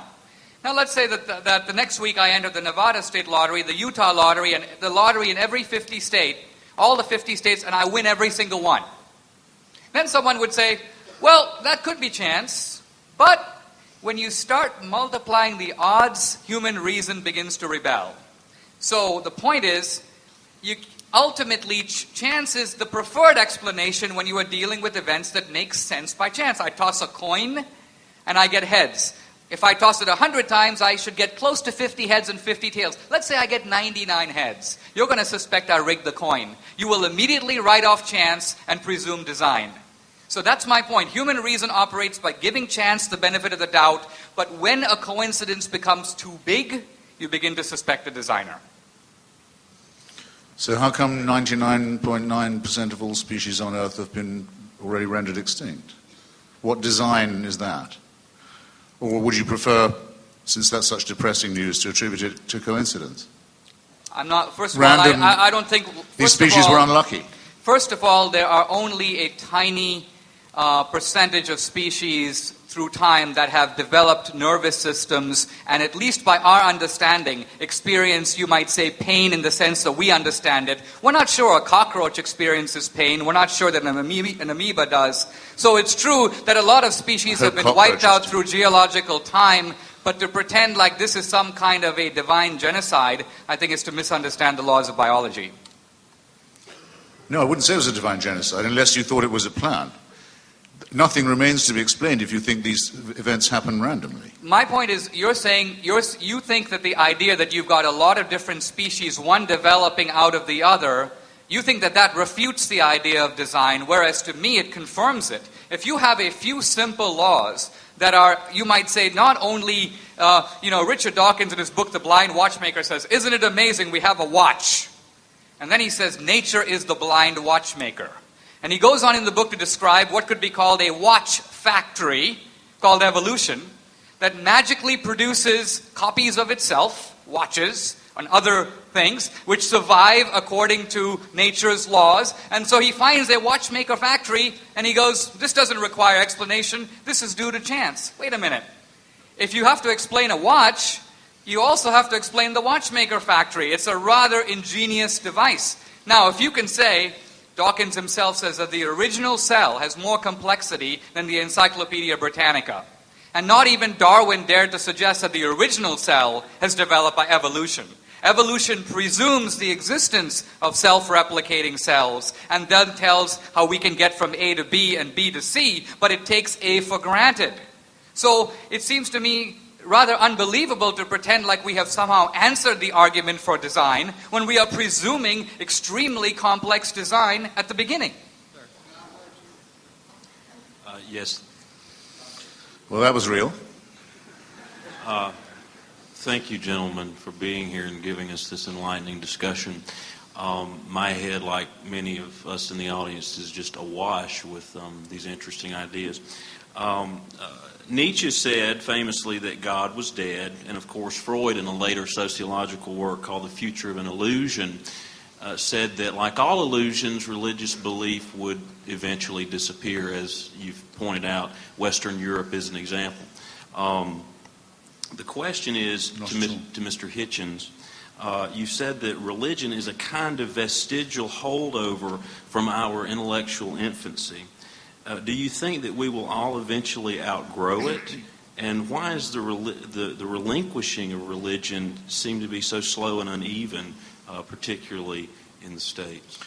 A small correction. It's true Nietzsche said God was dead, and it's said by some that Freud said that God was dad.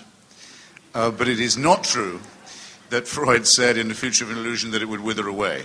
Quite to the contrary. He said it was an illusion with a future. Because, he said, precisely of its rootedness in wishful thinking. For as long as humans are afraid of death and believe it's possible to survive it, or might be possible, there will always be a place for religion. Dinesh and I have had a lot of discussions about this. I think there is truth to that, but I think it's rather reductionist. There's no reason at all to think that precisely because we are only partially evolved primates, that we will get over our fear of death or our need for worship and our willingness to believe in gods.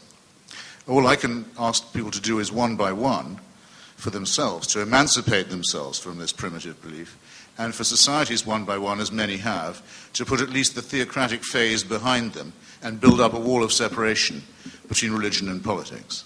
And that's what I'm here to do. If I can offer a brief thought, there is a very strong evolutionary argument against Freud. In fact, evolution is decimating a lot of what Freud had to say, but I want to deal specifically with the idea of wish fulfillment. The thing to realize is that for surviving organisms, it is extremely expensive to hold illusory beliefs. And evolution counts against them. For example, imagine the case of two rabbits. Let's call them the survivor rabbit and the eternal life rabbit. Okay, and both are being pursued, let's say, by a wolf. The survivor rabbit says, I've got only one life to live, run like hell. The eternal life rabbit goes, yeah, probably I should try to escape, but I've got another life waiting for me that's even better than this one. In other words, the eternal life rabbit has the illusion, which rabbit is more likely to get eaten? The point being here that evolution says that religion is expensive. Even in ancient times when people had less, they built pyramids and cathedrals and put the best calf and the best food away for the gods. This is non-Darwinian behavior. Those kinds of people should be expected to be wiped out from the gene pool, but they aren't. In fact, religion has a better survival value than atheism. That's why there are a lot more Christians in the country than atheists. So the point here being that the argument against Freud isn't just that illusions automatically die, but rather that illusions make no Darwinian sense when they are this costly, and Freud needs to come up with a better explanation. It's ingenious, but it doesn't allow for the retarding effect upon human civilization of superstition, slavery, genocide, human sacrifice, religious warfare, resistance to scientific and medical advance, and so forth, all of which can be chalked up with a great deal more accuracy, I might add, to the religious worldview. Okay. And which now that we're about to reach the point where apocalyptic weaponry is within the grasp of messianic parties and states, they may find that it's extremely counter-survival in a very alarming and immediate sense. Next question. My question is for Mr. D'Souza, and I'd prefer if you didn't go into a deep philosophical explanation, but just answered the. I'll try to give you a shallow one. The simple example. I just would like you to answer without going too deep. But why doesn't God heal amputees? Why doesn't God do what? Heal amputees. Why do people survive cancer but not regrow limbs? Why doesn't God heal amputees? I think this is a question that you might say presumes unbelievable. Christopher protested against it earlier, but it's unbelievable human arrogance. The human arrogance is this, that God is a kind of cosmic bellhop whose job it is ultimately to remedy all our sufferings. Maybe God created a universe which has many goods. Maybe God created a multiplicity of creatures which are, in some senses, good in themselves. Maybe human beings are part of those goods, but also subject to the same natural laws that affect the universe. So that earthquakes, tsunamis, natural disasters, as human evil, that's the product of free will. Maybe God's plan is ultimately providential. It concerns salvation, your soul, the next life. So even if God were to grow back your limb, you're still going to die. And what good is that going to do if you've got a long limb, but ultimately you die separated from God? So you may say that God has perhaps a little bit of better priorities than we do. Genius. Next question. In your in your first speech that Christianity, the hypothesis of Christianity is void because we change our story, so to say. Isn't that one of the main corollaries of the scientific method, that you change your theories with new data and adapt it so that it fits the evidence and not the other way around? I'm not sure I got the first part of your question.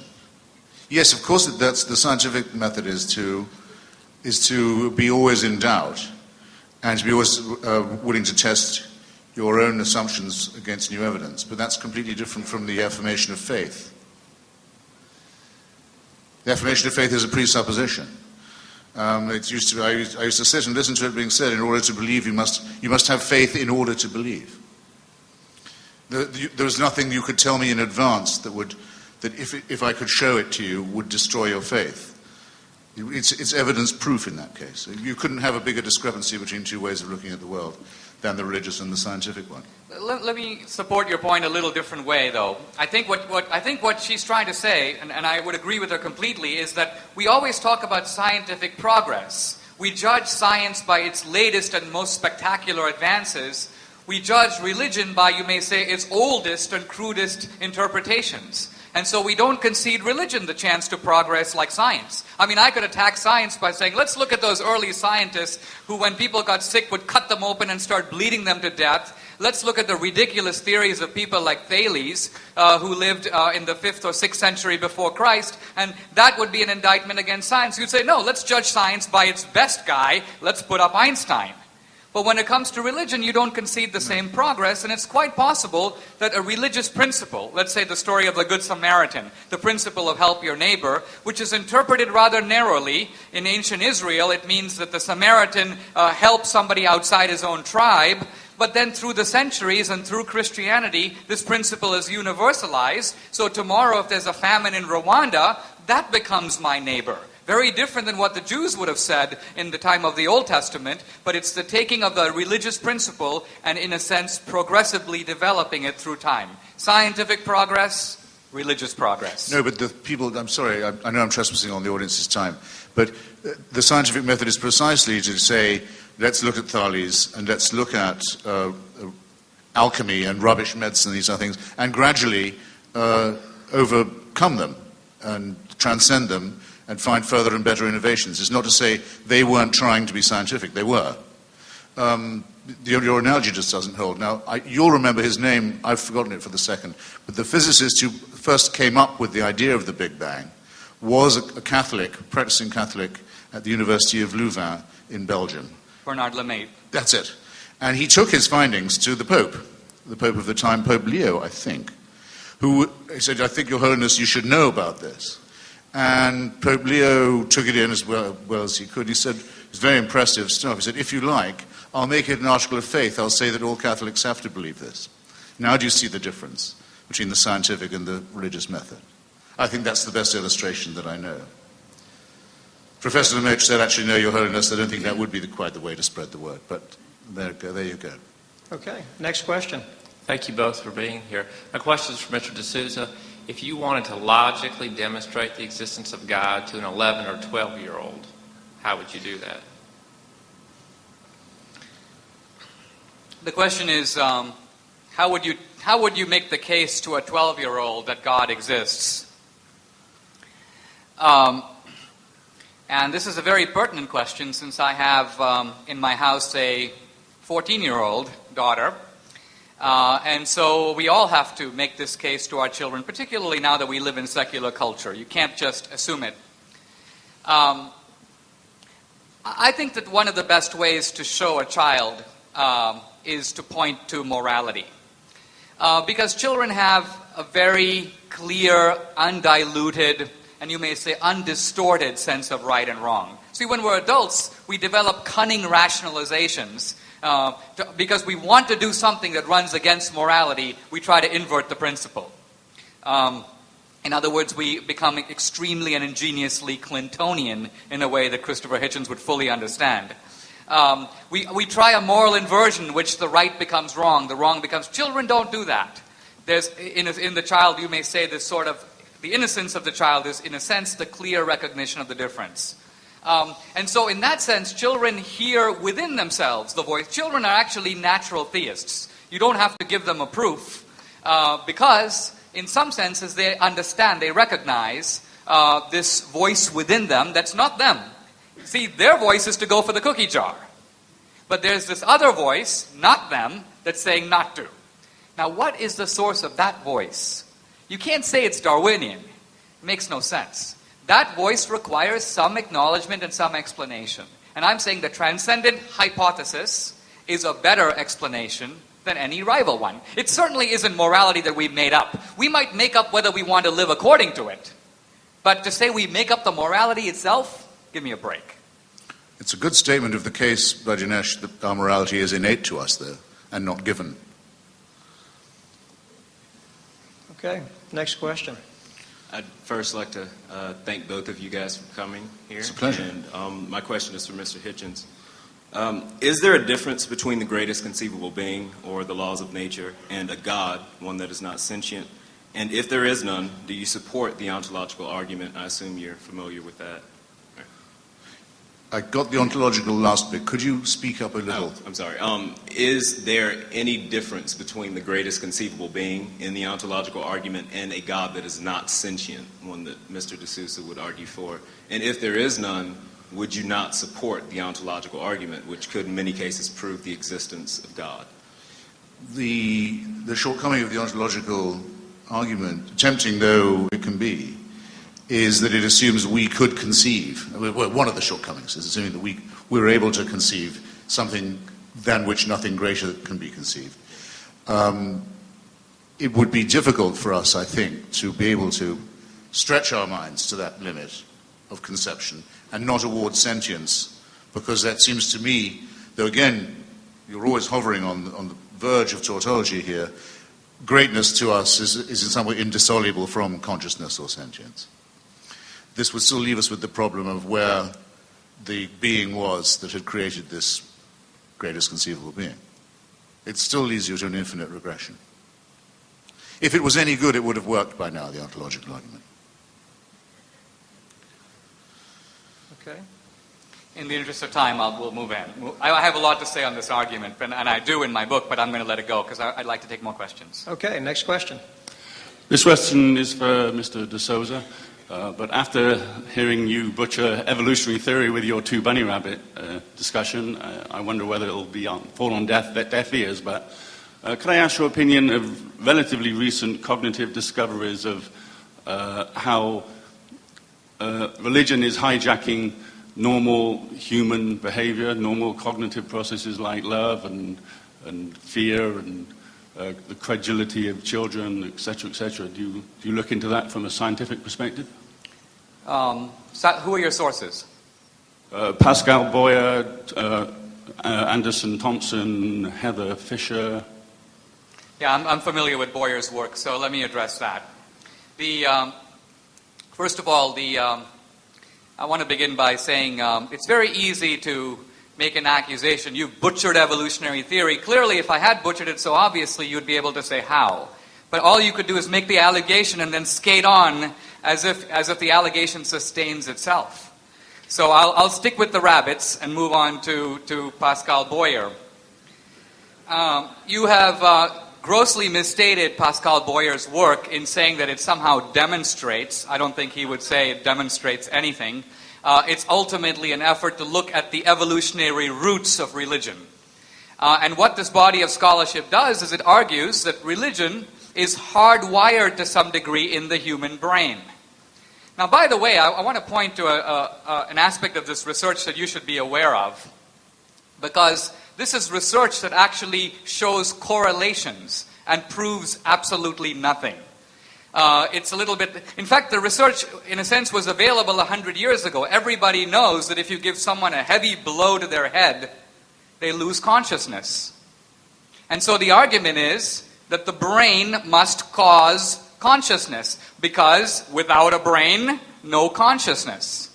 Similarly, if you find a guy who prays, you can, through magnetic resonance imaging, look and see which parts of the brain light up, and you can jump to the conclusion, hey, that's the religious center in the brain that is causing the religious experience.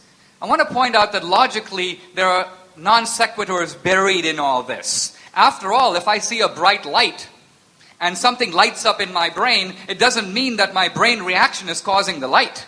There is an external experience that my brain is reacting to, and yet the assumption of people who find religious node centers in the brain is that these node centers are fabricating the religious experience. So I think what's going on here is far from science demonstrating atheism. Atheism is trying to hijack itself as a premise of science. It's ultimately presuming clearly there's no external experience. So if I can find the part of the brain that lights up spiritually, I have proven that religion is an illusion and there's no external experience there whatsoever. Now, first of all, the Declaration of Independence speaks of what it calls a decent respect of the opinions of mankind. 99% of all Homo sapiens on this planet from the beginning of time have had not only the belief in God, but in many cases the experience of God. They feel an experience of God in their lives. This is all empirical data. It's experience. Can this all be written off as illusion? Oh yeah, but I know 10 guys who claim to have seen UFOs. Yeah, but you show me 5 billion guys who have seen UFOs and I'll be searching for them myself. In other words, once you accumulate enough observational data, you've got to take the experience seriously. So I think the question, in a sense, reveals precisely the kind of arrogance that tends to write off religious experience, pretend that science has proven things that it has far from proven, and invoke authorities who would be embarrassed to be invoked in this context. Can I just say very quickly, I think you ought to be suspicious of your own argument here, Dinesh. The quantity theory has a huge dangers to it. For one thing, we don't know that many people who attended services made worshipping noises and so forth, they were doing so voluntarily. We've no means of establishing that. We do know what would have happened to them if they hadn't made these professions of faith, and we know what did happen to many who tried to ask even the most elementary questions about it. In societies like our own, which are not subject to direct religious coercion, the figure for people who have some kind of belief is much more like 85 than 99%. A good number of people, not all of them stupid, are born, if you like, without the ability to place themselves in a faith position. They just can't do it. I know because I'm one of them. It may be a deformity, a cognitive one, for all I know. I don't think that it is. But if we're going to argue that nature makes a lot of people feel religious, which I certainly don't doubt, I think the majority of people have most of the time been at least somewhat religious, then you must concede also that there's a large minority of people for whom that is not so. Okay. And I do. Thank you. Next question. My question is to Mr. Hitchens. We have a theist and an atheist before us, but could it not also be stated that we are all agnostic with leanings towards or against God? Well, Thomas Huxley, who was Darwin's great champion, is a man I respect in many ways, and his famous debate with Bishop Wilberforce is an imperishable document at the Museum of Natural History in Oxford. But I often feel I can't thank him for inventing the word agnostic, which he did. I think the word, I hope this is interesting to you, it's a product really of Darwin's own wish that his theory not be harmful to Christianity. He hoped very much when he first evolved it that the origin of species and the theory of natural selection was going to be compatible with faith. It took him a long time to decide that, at least in the form that faith then took, it wasn't going to be compatible. It took him a long time to go on and lose his own personal faith, which was actually for other reasons. But the word comes to us from this attempt at a compromise. I myself, perhaps temperamentally, am more in favor of making a pretty strict choice and not avoiding or temporizing these things. I think if you come to the conclusion that no serious or believable or credible evidence for the existence of a supreme being, let alone a benign, intervening, caring one, has been adduced, I think you're really obliged to say not that you haven't made up your mind on it, but that you don't believe it, which would be my view. Very briefly, I do think there are a lot of seekers, and they would fall in the agnostic category in the sense of, I don't know yet, I'm on the voyage, I want to search. I think the point that Pascal made that I was going to get at to earlier was, he said the problem with the agnostic position is at some point it runs out of gas. And that some point is the fact of death. Ultimately, at death, all abstentions are counted as no votes. So the agnostic who in a sense says, I'm not going to take a position, but I'm going to live as if God did not exist, is in some senses a de facto atheist. It's a de facto atheist who's not in a sense admitting it. And in this sense, I think I would agree with Christopher Hitchens. This is a rather alarming moment in the debate, a point of agreement. But the point, in some senses, agnosticism, if taken as an enduring philosophical position, it's a little bit of a dodge. On some issues, it's like voting. I won't vote, and I'll pretend like I have not favored either side. Not true. If you don't vote, your no vote does affect the outcome. In that, had you voted, it would have tilted the balance this way or that. So a no vote does count, it just counts in a different way. Good. Okay. Next question. Well, first of all, thank you both for coming. No, please. You both very great. And Mr. Hitchens, I'm going to respect you a lot, so the question is for you. One of the main complaints against atheism from some modern apologists and some people is that atheism is hopeless. As an atheist, where can you gain hope? Not freedom, but hope. And how can you grant that to other atheists and potential atheists within this audience?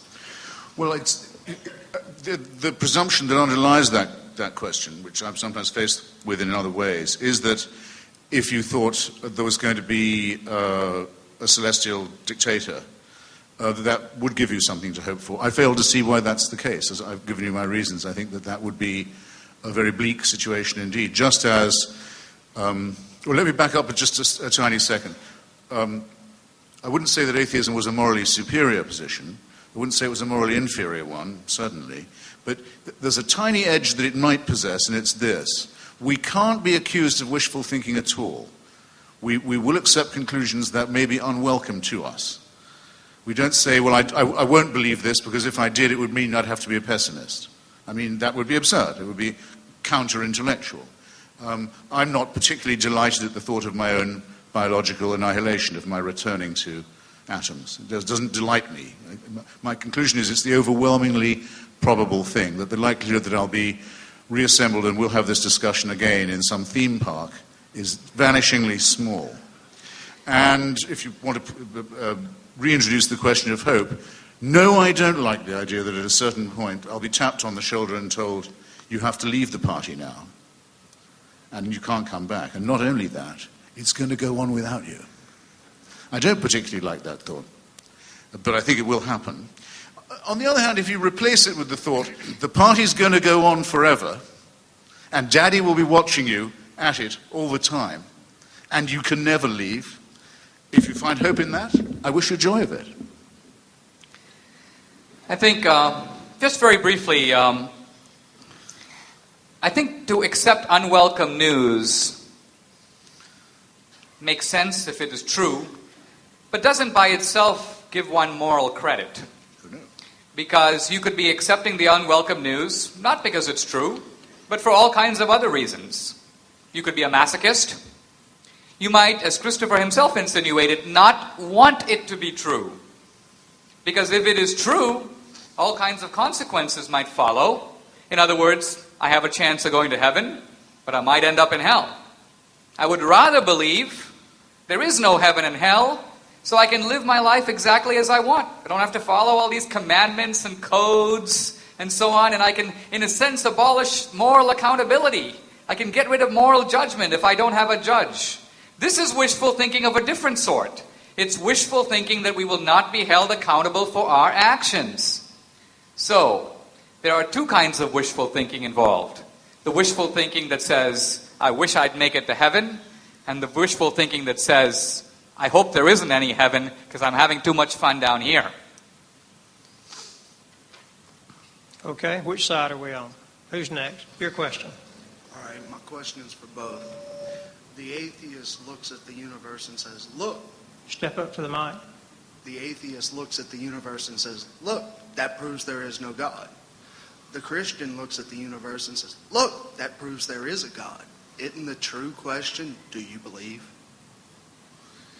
Well, that certainly isn't the atheist position. The atheist says that the universe is explicable without any supernatural assumptions.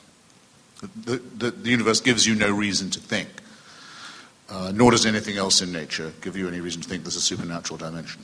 It doesn't prove the non-existence of God because that can't be proven. The Christian position... But the proof that there is something that's been attempted by some extremely intelligent people, not exempting my friend and comrade, but there's no satisfactory proof has ever been or ever will be found. It's evidence proof in any case. It's a matter of faith. In a Newtonian universe where space and time extend indefinitely, infinitely, it's a little difficult to see how the universe could have had a beginning or how a God could have created it. However, with the important discovery in the last century that the universe has a beginning, we have the following argument. It's not a proof, it's an argument. And it appeals to human experience. In our human experience, everything that has a beginning has a cause. That's proposition number one. Proposition number two, a statement of fact. The universe has a beginning. Conclusion number three, the universe has a cause. 4, the cause could be natural or supernatural. 5, we rule out the natural cause since the universe includes all of nature, and we presume that nature doesn't cause itself or bring itself into existence. Therefore, there is a supernatural cause. That cause we call God. If you believe that, you believe anything. Sorry, what are you signaling? 5 minutes. Oh, fine. Okay. In your opinion, is a basis for any importance, any speciality whether we call it rights or dignity, what makes any member of this species, you or I or anyone, special in a species that you say is a physical and biological accident and will inevitably be destroyed by the stars? This is a very familiar false antithesis, and it's based on an unexamined presumption, which is that it's best put, I think, by Dostoevsky in The Brothers Karamazov. But without God, anything goes, right? That you're awarded permission to do as you like. Nothing really matters. The lives and rights of others are unimportant without God. But wouldn't it be, I won't say more true, but at least as true to say that with God, all atrocities and indifferences are also thinkable, sometimes mandated. Some religions order you to enslave people. The Old Testament repeatedly orders you to do it. They order you to mutilate the genitals of children. They order you to be terrified of the menstrual blood of women. They order you to inflict rape and exile and dispossession and torture on other people. You don't have to look far if you open your newspaper and go around the world, just do a quick tour d'horizon and see the ways in which the parties of God enjoin people to behave. In other words, I absolutely reject the grammar of your question, and I also very much resent, as I've told you before, gave you fair warning on this point, very much resent the smug religious assumption that anyone who can mention God has a moral edge on me. Not so. Go back and try again. Christopher... No follow-up question. Very briefly, I don't think he meant it in an accusatory way. I think he was asking it perhaps with an example. We're always told, care about the earth. Look after the planet. Because future generations are going to inhabit it. Now, in some sense, and in the Darwinian sense, you could say, well, why should I care about future generations? What have they ever done for me? Why should I? I can care about my children, but I think the Earth's going to be around for them. Eons down the road, if there's global warming and the planet is 5 degrees warmer 500 years from now, who cares? Why should we care? Why should we invest in things that are not to our Darwinian benefit? I think this question still awaits a full answer. Because I think the atheists are too quick to say we can remove God and leave morality securely in place. In fact, Nietzsche was the one who disputed that. He said, no, you think you can... The point of God is dead was not some crude assertion that God should be cremated or we can't believe in God. It was the consequences of the death of God. Nietzsche was actually talking to atheists. When Zarathustra comes into the public square, the people surrounding him are not religious believers, they're atheists. And Zarathustra says to them, you fools, you don't understand the implications of what you're saying. If God is dead, all the morality that came out of God has to go too. It can last for a little while, but over time it will erode. And Nietzsche predicted terrible wars in the 20th century that would follow the secularization of European society. And boy, was he an atheist prophet on that score. But there's a specific Christian school called premillennial dispensationalism, and it's not the only one, that says, who cares about the environment, who cares about the planet, who minds about all this? Jesus is coming back, he's coming back real soon. You're wasting your time with conservation measures. And mutatis mutandis, that would be just as true of any other calamity, that if you believed in God, you could be as indifferent to it as you wished. Who said the following about the prospect of a nuclear holocaust, a nuclear extermination of humanity? Who said this about it? The worst it could do would be to move people more rapidly rather than less into a state of futurity to which they're destined in any case. Wasn't me. No, it was the Archbishop of Canterbury when there were first protests against Britain testing a nuclear weapon in the atmosphere. It was an ex cathedra statement by the Archbishop. It's a statement that's perfectly congruent with the Christian faith. Okay, we have time for one more question over here. Okay, this question is for you, Mr. Hitchens. If there is no God and no higher calling for our lives, then what is the point of life? And not only that, but how can you say that our God is cruel if he gives us a chance for eternal life and for a higher calling? Well, it's a matter of taste, I suppose. Do you find life more pointful if you regard yourself as a counter in a capricious game where you might be a stillborn baby, you might be a baby with AIDS in Africa, you might be a baby who died in childbirth or killed its mother, or you might live long enough to be raped and cudgeled, or you might become a Queen Cleopatra. Any of these things might happen, but it was all according to a divine plan that you couldn't find out anything about. You just had to pray and hope to be lucky. Why is that pointful? Why does that make your life? Why does a faith like that make your life more meaningful? It seems to me to have the very severe risk of making it much less so. I'd like to highlight two brief points. One of them is we've heard a lot about how cruel God is. And it may be that in some religious interpretations, some of the Islamic ones, for example, God is presented, although admittedly as merciful at the same time, as being a pretty harsh character. Sometimes even the Old Testament God can be portrayed that way. I do think that none of this applies to Jesus. It would be ridiculous to refer to Jesus as cruel in anything he said or did. And moreover, if you look at the essence of Christianity, which is that no matter how bad you've been, no matter what you do, even if you are Charles Manson, ultimately, all that is required of you is to say yes to a sacrifice already committed. In other words, no cruelty, no recriminations. We're not going to cut your arms off or your legs off. All that you have to do is accept what Jesus did for you on the cross. And that's it. What could be a lighter requirement? It's like the Garden of Eden. It's a beautiful place. Do whatever you want. Just don't eat from this one tree. But such is the perversity of human nature that tree we've got to go bite out of. And this simple Christian commandment is too much for us. God is too cruel to ask that we just say yes to a free gift. One other thought. And that is, I think when you're asking about the point of life, you're getting back at the question earlier about the practical benefits of atheism in Christianity. If something is not, none of us knows on the basis of reason alone what comes after death. In some senses, you can never fully sort out something that is inherently unknowable. It's on the other side of the curtain. Shakespeare calls death the undiscovered country. So since we don't know for sure, we've got to orient our life one way or the other. We've got to make a choice.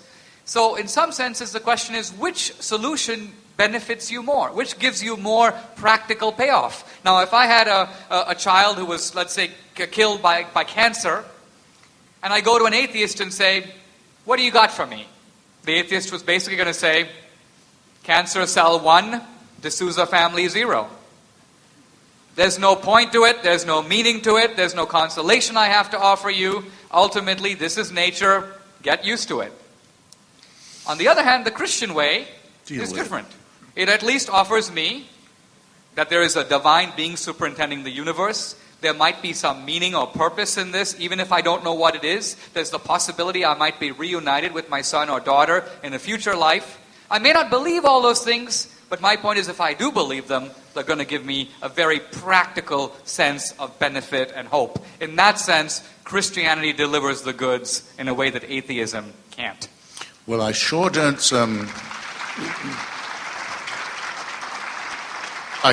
see myself visiting the family of someone who's just lost a child and telling them that God wants it that way and then thinking I'm morally superior for doing it. I sure won't do that. You're quite right. And you're wrong about Jesus of Nazareth, Dinesh, it seems to me. There is no hell in the Old Testament. Strange but true. At least not in any of the canonical books. God may order a lot of genocide and enslavement and torture and rape and dispossession, but once all these people have been destroyed and had their lives and their civilizations obliterated and the earth has covered them, that's it. There's no punishment of the dead. For infinite torture, for torture that goes on forever, you have to go to the Nazarene, who says that those who don't accept his gentle and meek and mild preachments can depart into everlasting fire. Again, something in me resists being spoken to in that tone of voice. If we get this lady's question, we'll have answered everybody's. Sure. That would be wonderful. It hardly ever happens. Come on. I really don't have a question. I just kind of have a statement. I just answer what you had asked earlier. I do believe that something that a Christian can do that a non-Christian atheist cannot do is to lead someone to Christ or to an eternal heaven, to salvation, to something beautiful, whereas an atheist or someone who's a non-believer can lead someone to hell and condemn them. Okay. That's all. That's all. Thank you.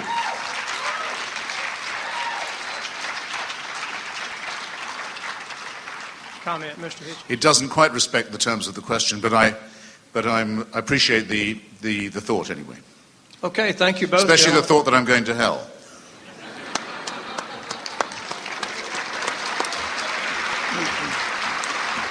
A moral statement if ever I've heard one.